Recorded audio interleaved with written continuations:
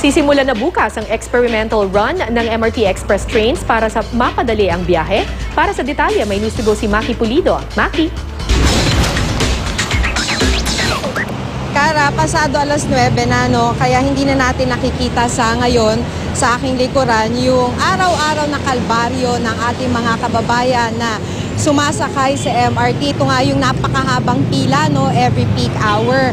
Pero kahit na hindi na kasing haba, meron pa rin, hindi lang natin nakikita dahil yung pila nandun na sa may hagdanan hanggat makarating sila dun sa bilihan ng kanilang mga ticket. So dahil nga dito sa araw-araw na kalbaryo ng ating mga kapuso na sumasakay sa MRT ay mag-e-eksperimento ang DOTC nung katulad nga ng nabanggit mo yung tinatawag na express train.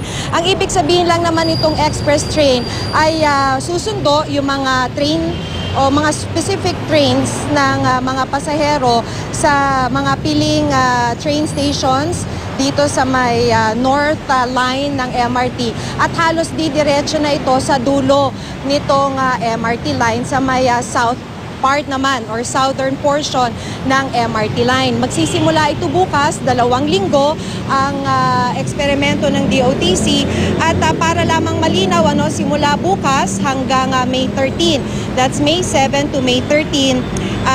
Magsisimula yung tinatawag nga na southbound express train. Sa peak hours ito, Kara, mula alas 7 ng umaga hanggang alas 9 ng umaga. Susundo or ang pick-up ng MRT train ay sa Quezon Avenue, GMA Kamuning Station at sa Cubao. 5 lang ang magiging stop ng mga express train at didiretso na ito dun sa halos dulo nga nitong MRT line.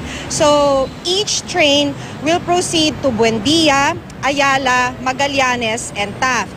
Pagkatapos ng 1 linggo ng experiment sa southbound express train ay magsisimula naman sa May 13 to 20, sasabay na yung southbound.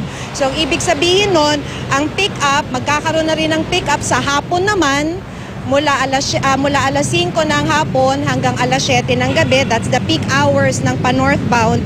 Ang pick-up ng train ay sa Magallanes, Ayala at Buendia.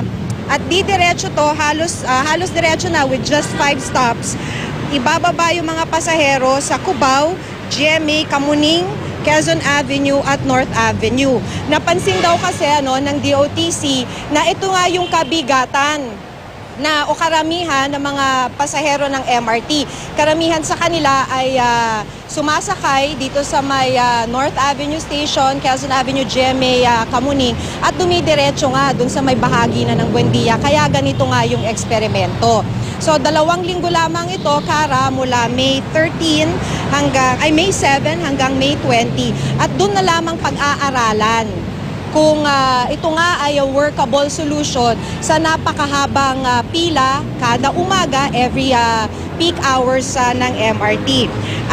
May biyahe pa rin, Kara, yung mga regular train. Salitan yan. So may mga biyahe na regular, ibig sabihin, hihinto sa lahat ng mga MRT stations, pero kasabay nito yung mga express trains. So hindi pa natin malalaman, Kara, kung ito nga ba ay magiging permanenteng solusyon na. Pag-aaralan pa ito ng DOTC. Pero para hindi naman malito yung ating riding public, maliban dun sa mga nakapaskil na notices sa bawat MRT stations, ay yung mga bagon daw na gagawing express train ay may ididikit sila or may ipapaskil sila na mga notices kung saan yung destinasyon ng train na yon. Kara?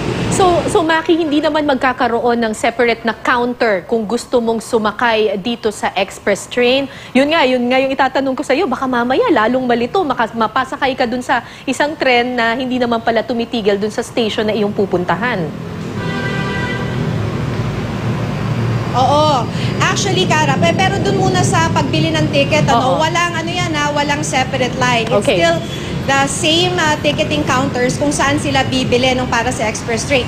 Yung kalituhan, actually yan nga yung una-una kong tinanong kasi kung ako ang sasakay, paano ko malalaman, Right. Maliban nga dun sa code lang na ilalagay. Kaya ang sinasabi ng mga taga-DOTC, para nga ito ay maiwasan, yung mismong destinasyon na nung tren na yon ay ipapaskil nila dun sa bagon, sa harap ng bagon, at saka dun sa gilid ng bagon para makita nung mga sasakay kung saan pupunta yung express train na yon, Kara. Alright, maraming salamat, Maki Pulido.